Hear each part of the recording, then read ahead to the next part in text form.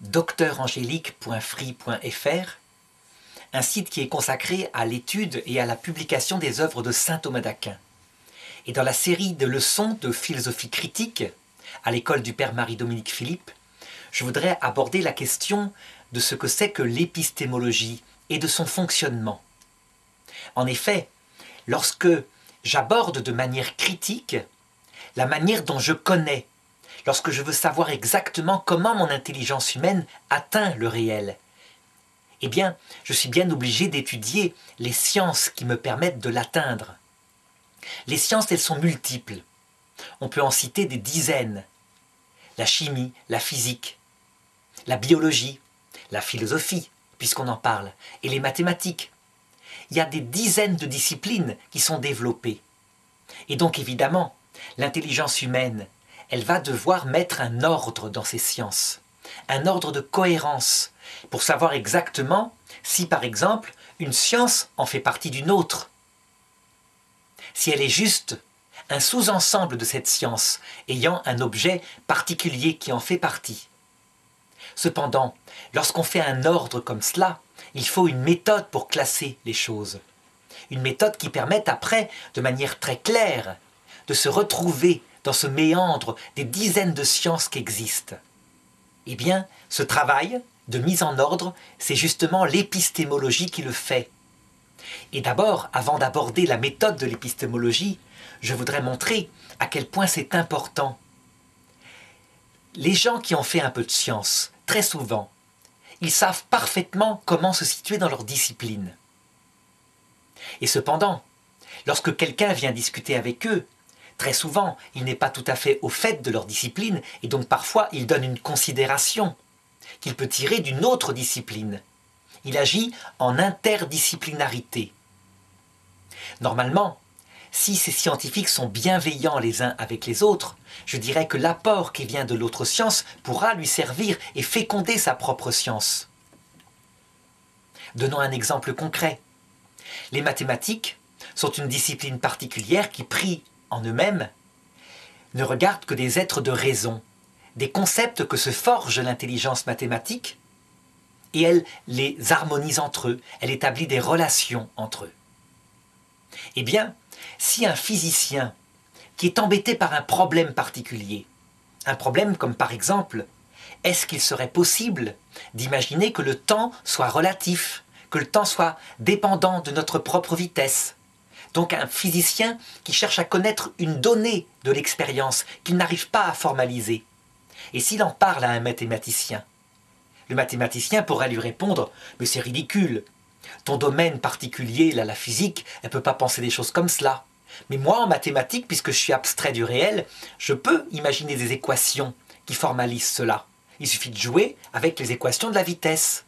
Je joue sur le temps et j'en fais une variable. » Si au contraire il coopère, si le physicien trouve une coopération avec le mathématicien qui en reste dans sa discipline, mais que lui se sert de ces équations pour ajouter à son domaine physique, eh bien il peut en sortir une théorie qui a parlé du réel et qui est la théorie de la relativité. C'est ce qui s'est passé concrètement lorsque Albert Einstein a sollicité l'aide de mathématiciens. Ils ne se méprisèrent pas les uns les autres. Ils collaborèrent. N'empêche que chacune de ces disciplines, la physique d'un côté, les mathématiques de l'autre, ce sont des sciences différentes. Eh bien, c'est l'épistémologie qui va devoir les ranger exactement dans leur domaine particulier. Reste à trouver une méthode. Eh bien, on n'en a pas trouvé de meilleure que celle d'Aristote. Aristote, l'inventeur de la philosophie réaliste, mais aussi celui qui écrivit un énorme travail qu'on appelle l'organon, en grec l'instrument, c'est-à-dire un instrument qui lui permit de penser avec une meilleure efficacité les choses. Eh bien, dans son organon, Aristote, et c'est repris par son successeur qui s'appelle saint Thomas d'Aquin, qui a repris la philosophie d'Aristote, eh bien, il développe cette pensée concernant les sciences, qu'on appellera plus tard l'épistémologie. Et il explique qu'il suffit, pour définir une science, de les ranger à partir de deux données qui vont collaborer l'une avec l'autre. La première, il l'appelle l'objet matériel, c'est-à-dire qu'on doit définir quel est l'objet matériel d'une science. Et le deuxième, c'est ce qu'il appellera la raison formelle, ça veut dire qu'on doit regarder de quelle manière on considère avec son intelligence cet objet matériel. Alors, je donne ça très rapidement comme cela, mais le mieux, c'est que je l'indique maintenant à travers des exemples concrets. Imaginons que je veuille étudier de toutes les manières possibles, de manière à ne rien oublier, donc définir tout ce que c'est, cette réalité particulière qui est là et qui s'appelle une noix. Eh bien cette noix, je peux la regarder en elle-même et je dirais que c'est l'objet matériel de ma science. Je cherche à la connaître, donc ce que matériellement je cherche à connaître, c'est cette noix, c'est ce qu'on appelle l'objet matériel. Maintenant, il se peut que je la regarde de plusieurs manières possibles. Je peux la regarder d'abord en tant qu'elle est belle, qu'elle a des qualités sensibles, que je peux même représenter sous forme d'un tableau. Et je suppose qu'une nature morte, entre guillemets, bien qu'une noix soit vivante, et qui représenterait une noix dans une certaine lumière, la rendrait particulièrement belle. Eh bien, ce regard-là a le même objet matériel, c'est la noix, mais je la regarde en tant qu'elle est esthétique, et j'appellerais cette discipline-là l'art. Est-ce que j'ai tout dit de ma noix si je l'ai décrite en tant qu'elle est esthétique? Bien sûr que non. Elle dépasse largement cette simple question, qui est une question d'apparence. Quelle est la science fondamentale, la plus importante, qui va devoir étudier cette noix? Est-ce que c'est la physique? La physique, elle peut dire quelque chose de cette noix. Si je la lâche maintenant, elle va tomber avec une certaine vitesse et elle a résisté au choc. Elle ne s'est pas cassée. Cette science qui étudie un domaine particulier de la physique, à savoir la chute des corps en fonction de la gravité, elle ne dit pas les choses les plus radicales sur la noix, et pourtant elle en dit bien quelque chose. Quelle est la raison formelle de cette science particulière que j'appelle la physique, et là un domaine particulier de la physique qui s'appelle la chute des corps? Eh bien, c'est le fait que j'étudie la noix en tant qu'elle est un corps qui peut être mu par des forces qui l'entourent. Et je définis ici une discipline particulière que j'appelle la physique au sens philosophique du terme. Maintenant, poussons les choses un petit peu plus loin, toujours dans la physique. Je veux étudier uniquement ce que je peux mesurer de cette chute particulière de la noix que j'ai lâchée. Eh bien, à ce moment-là, puisque je vais devoir utiliser un outil mathématique pour mesurer la force de gravitation, la vitesse, l'accélération, la résistance de l'air, toutes sortes de choses comme cela, eh bien j'entre dans une discipline particulière qui s'appelle la physique positiviste. C'est-à-dire une physique qui, faisant partie de la physique philosophique, se contente d'étudier ce qui est mesurable mathématiquement. Cette physique positiviste n'est pas toute la physique, parce que il y a bien d'autres aspects que je peux étudier en physique philosophique de la noix. Par exemple, quelque chose qui dépasse entièrement les mathématiques. Est-ce qu'une noix occupe obligatoirement son lieu au point qu'aucune autre réalité ne peut occuper son lieu? Cette chose-là ne peut pas se mesurer en mathématiques, ça ne se démontre pas, ça se réfléchit par une autre méthode, à savoir que l'expérience montre qu'un corps physique, même une noix, occupe tout le lieu, et que rien d'autre ne peut y pénétrer, si ce n'est, dira une physique qui va plus loin, qui va au-delà de l'expérience, si ce n'est des particules microscopiques, immensément petites, qui la traversent sans arrêt, comme des ondes. Et ces ondes, elles passent à l'intérieur de la noix, certes, mais à l'intérieur de vides qui sont dans les atomes eux-mêmes qui composent cette noix. Et donc, je le vois bien, par cette deuxième science qui s'appelle la physique, je dis énormément de choses de la noix en question. Cependant, si j'ai défini une deuxième science, donc après l'esthétique, qui est une discipline plutôt qu'une science, la physique, quelle est la science la plus importante pour connaître une noix? Ce n'est certainement pas cela. ça n'atteint que des qualités extérieures. En effet, une noix, c'est un être vivant. C'est une graine d'un arbre. Et cela, mon expérience aussi me le dit. Et donc, si j'étudie la noix sous ce rapport-là, à savoir, en tant qu'elle est un être vivant, qui porte en puissance un arbre qui peut monter jusqu'à 30 mètres de haut, je crois que j'aborderai la partie la plus essentielle de cette noix. La noix est un être vivant et c'est comme ça que je la définirai au mieux. Cette science particulière, cette troisième science que je viens de définir, qui a toujours le même objet matériel, la noix, sous une raison formelle différente, s'appellera la biologie ou la philosophie du vivant. Biologie si je me sers d'un outil mathématique pour mesurer la vitesse de la croissance, les réactions chimiques à l'intérieur. Et philosophie du vivant, si je regarde ce vivant qui pousse sous tous les aspects possibles, en me servant de toutes les méthodes possibles de l'intelligence humaine et pas seulement le simple outil mathématique qui est au service des sciences positives modernes. Donc on le voit dans les trois exemples que je viens de montrer, à chaque fois, j'avais le même objet matériel, mais je n'avais pas la même raison formelle. Je ne regardais pas sous le même rapport la noix en question. Et donc j'ai élaboré en quelques minutes trois disciplines qui ne se mélangent pas, mais qui peuvent collaborer en ce sens que c'est l'unique réalité, la noix en question, que je voulais connaître. Si j'entre dans une pensée dialectique, ça veut dire si, d'un côté, celui qui parle de l'esthétique, elle est jolie cette noix, se met à mépriser le physicien qui dit « elle pèse tant de grammes ». Eh bien en fait, c'est une pensée immature. Les deux approches donnent quelque chose de réel à la noix. Elles n'ont pas à se mépriser, elles ne se rejoignent que sur une seule donnée. C'est la même réalité qu'elles observent.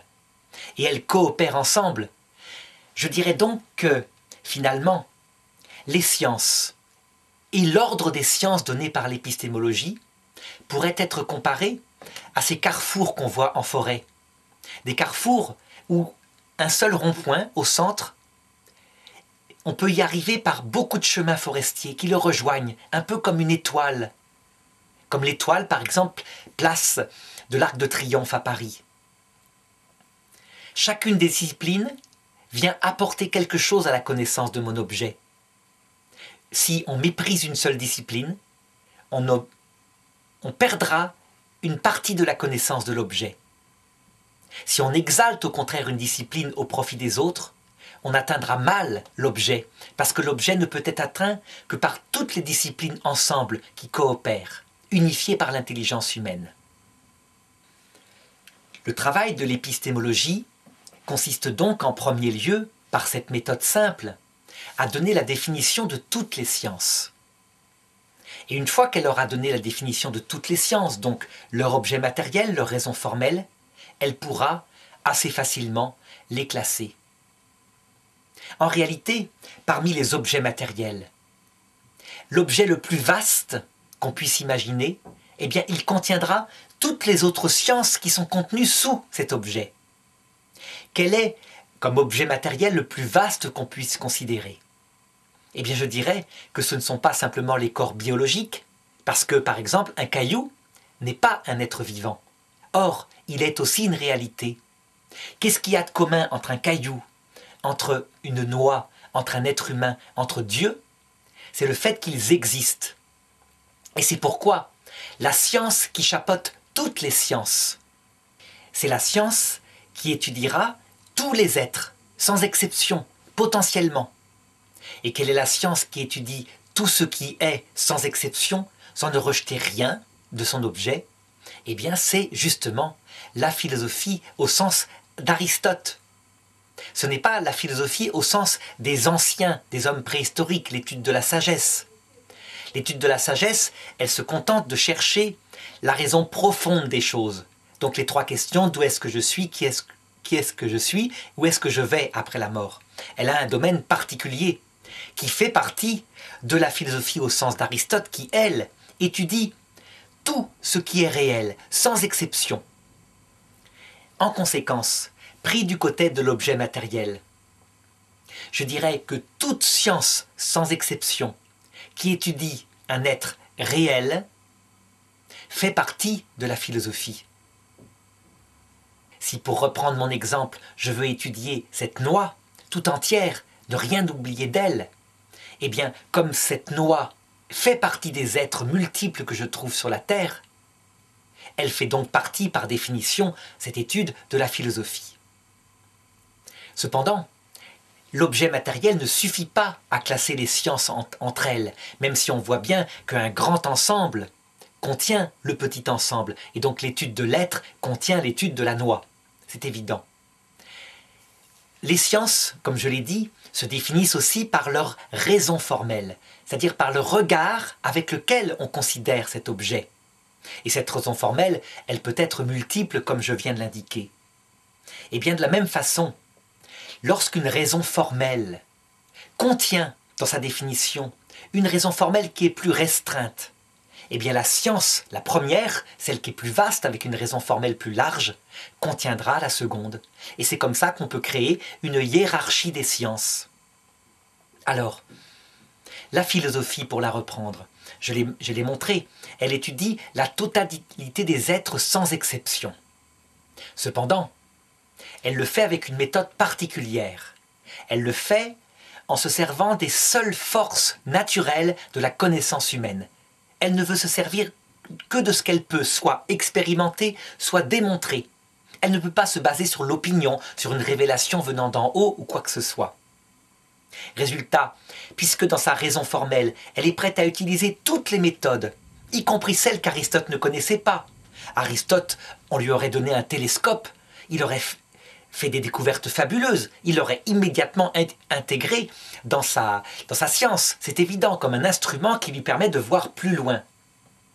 Eh bien, je dirais que la raison formelle de la philosophie, elle contient des raisons formelles plus petites, selon qu'on se restreint ou pas. Je vais donner quelques exemples. La chimie, par exemple, c'est une science qui s'est développée à l'époque moderne. Son objet matériel, ce sont des corps particuliers, pas n'importe quel corps. Des corps qui ont une structure faite de molécules, qui sont elles-mêmes l'agencement entre des molécules plus petites et avec des atomes. Donc il a fallu découvrir que la matière, dans son état très petit, était constituée d'atomes, et que ces atomes pouvaient se joindre ensemble pour donner des molécules. Donc on peut dire que, puisqu'elle parle de quelque chose de réel, la chimie, par son objet matériel, fait partie de la philosophie. Elle étudie une partie de la philosophie de la matière. Maintenant, la chimie, elle étudie ces corps-là sous une raison formelle particulière. Elle étudie les atomes, les molécules, en tant qu'ils peuvent réagir ensemble pour former des molécules plus grandes. Elle n'étudie pas, par exemple, comment est-ce que les atomes peuvent être brisés et donner une énergie monstrueuse, comme par exemple la bombe atomique, ou comment ils sont composés de particules plus petites. Ça échappe au domaine de la chimie. La chimie, elle est un domaine du réel qui est plus gros que le domaine intérieur à l'atome. Alors donc, comment est-ce que je peux définir la chimie? Eh bien, d'abord par son objet matériel, les atomes qui peuvent donc se structurer sous forme de molécules, et par sa raison formelle. Je les étudie en tant que peut, de manière spéculative, les connaître, c'est-à-dire élaborer des modèles de ces molécules. Et, de manière pratique, en tant que je peux les construire, les fabriquer, les casser, les faire réagir. Que je peux décrire leurs propriétés. Toute cette raison formelle, il faut le remarquer, elle se sert des forces naturelles de l'intelligence, tous les moyens possibles, mais évidemment portés sur un objet matériel particulier. Et donc, si je me demande, est-ce que la chimie fait partie de la physique? Eh bien, il aurait fallu pour cela que je définisse la physique. Et la physique, si on la définit, elle étudie tous les corps matériels sans exception, donc pas seulement les atomes qui peuvent former des molécules, donc c'est une... Et elle étudie ces corps matériels de les propriétés que peuvent avoir les corps matériels, sans exception, tout, en tant que, bien sûr, on peut les connaître, travail l'épistémologie, plus sa définition de l'objet matériel et de la raison formelle d'une science sera précise, simple, et plus on verra exactement de quoi on parle.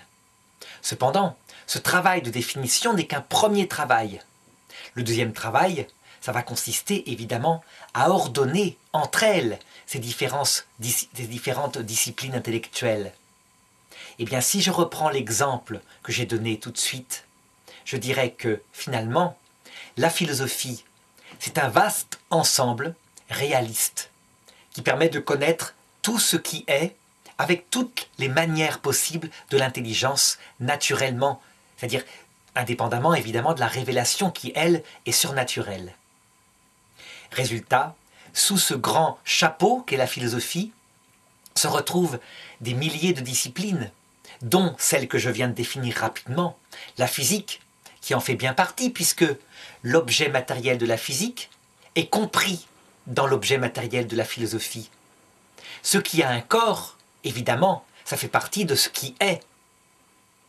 Deuxièmement, la raison formelle de la physique, elle aussi, elle est comprise dans la raison formelle de la philosophie. En effet, connaître une réalité corporelle, tant qu'elle a des propriétés multiples, et les connaître par les seules forces de l'intelligence naturelle. Eh bien, cette raison formelle-là, elle fait partie de celle de la philosophie qui consiste à connaître par toutes les manières de l'intelligence humaine. La chimie, en ce qui la concerne, eh bien, son objet matériel est plus petit que celui de la physique. La physique, elle étudie tous les corps physiques, sans exception. Donc elle peut étudier la lumière, les atomes, les ondes, les particules, les molécules, les atomes. Elle peut étudier même un chien qui tombe. C'est tout à fait possible d'étudier ce corps physique particulier. Et donc, comme l'objet matériel de la chimie, ce sont simplement les atomes qui peuvent se structurer sous forme de molécules, ça en fait partie. De même, pour ce qui est de la raison formelle de la chimie, elle fait partie de la raison formelle de la physique. Elle est quelque chose de plus petit, de plus restreint. On étudie uniquement les jeux de relations qu'il peut y avoir entre les atomes. On essaye de les construire. Eh bien, le domaine de la physique étant plus large, on pourra dire que la chimie fait partie de la physique. C'est une des parties de la physique. Alors habituellement, on la met comme une discipline à part. Mais en réalité, elle fait partie de l'étude de ces corps matériels, qui sont une partie eux-mêmes du réel. Alors évidemment, le travail des épistémologues sera de situer chacune des disciplines les unes par rapport aux autres. Aristote est le premier à l'avoir fait. Évidemment, c'est un géant. Il n'a pas vu toutes les disciplines sans exception. Mais il a inventé des principes de classification premiers qui, je crois, ne sont pas forcément dépassés à notre époque. Donc on se rappelle que pour lui, le domaine de l'étude du réel se divise en 7 grandes parties. Actuellement, je crois qu'on serait bien en veine de trouver un philosophe qui décrive comme ça, aussi simplement, sous forme de 7 parties, les grandes branches qui étudient la réalité. Donc je vais les redonner rapidement. Pour lui, d'abord, évidemment, on étudie l'être en tant qu'il est, c'est la métaphysique, c'est la philosophie première. Et puis ensuite, on étudie certains êtres particuliers qui ont un corps. On les étudie en tant qu'ils sont mus, par toutes sortes de propriétés. Ils sont en relation d'interdépendance, et c'est ce qu'il appelle la physique. Parmi ceux qui ont un corps, il y a des êtres qui sont vivants, c'est-à-dire qui ne sont pas seulement mus par d'autres choses qui les influencent, mais ils se meuvent eux-mêmes de l'intérieur. Ils ont cette capacité vitale de provoquer un mouvement personnel. Eh bien, cette partie de la philosophie-là, il l'appelle la philosophie du vivant. Ça fait déjà donc 3 parties de la philosophie.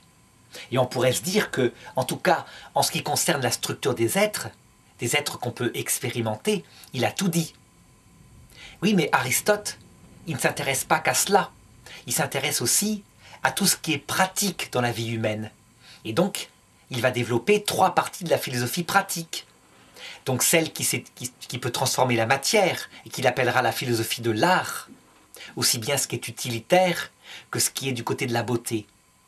Il étudiera les relations des personnes entre elles, Et ces relations entre personnes sont absolument un autre domaine que le domaine de la mesure de la chute d'un corps, donc de la domaine de la physique.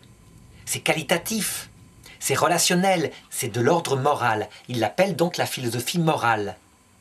Il étudie aussi les relations qu'il peut y avoir entre des hommes, donc qui forment une communauté. Il appelle ça la politique. Au-delà de ces 6 parties de la philosophie, parce que Aristote veut être universel et qu'il se sert de toute l'intelligence humaine, eh bien il se rend compte qu'on peut se poser des questions de la raison, de tout cela, la raison profonde, ultime. Et il appellera ça la sagesse. La sagesse qu'il appelle la science des sciences parce qu'elle donne la signification, le sens profond à toutes les sciences. Eh bien, à notre époque contemporaine, où des dizaines de sciences ont été inventées, chaque scientifique étant un spécialiste presque de sa science, eh bien on se rend compte que finalement, on n'a fait que simplement multiplier des parties de ce que Aristote avait défini. Prenons par exemple l'étude des mollusques. L'étude des mollusques, c'est une science à part entière qui a un nom en grec.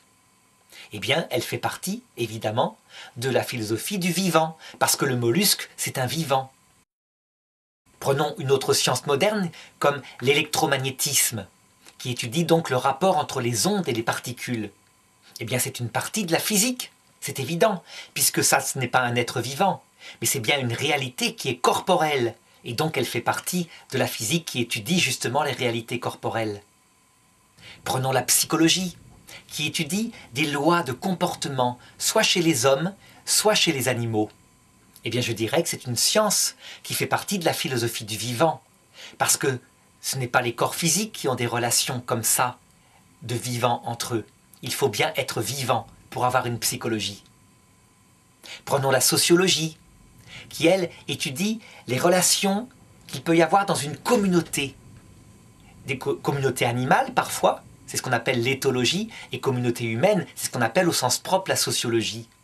Eh bien, je le dirais qu'elle fait partie à la fois de la philosophie du vivant, parce que ça sort du vivant, mais qu'elle fait partie aussi de la philosophie politique, parce que le vivant, c'est lui qui provoque des relations entre personnes dans une communauté politique. Alors je pourrais multiplier cette étude. On pourrait m'apporter, je crois, toutes les sciences qui cherchent à connaître le réel, et je leur trouverais une place dans la distinction d'Aristote qui est la science du réel. Évidemment, il n'existe pas que des sciences du réel. Il existe aussi des sciences qui étudient des choses non réelles. Je pense aux mathématiques. Les mathématiques, en eux-mêmes, étudient des êtres de raison ayant une certaine quantité, mais qui sont abstraits de toute réalité. Par exemple, le cercle en lui-même, avec ses propriétés, ou le chiffre 2, ou x, qui est appliqué au chiffre 2 en voyant les relations qu'il peut avoir.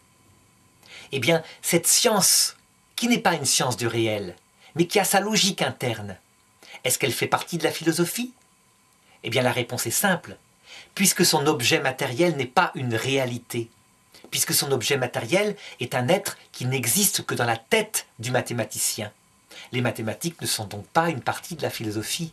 Ils sont une science à part, une science qui s'est structurée par elle-même et qui ensuite peut venir se mettre au service de la physique et même de la biologie, afin de manifester des propriétés des êtres qui ont des corps et qui donc sont liés à la quantité, qui justement est le domaine des mathématiques.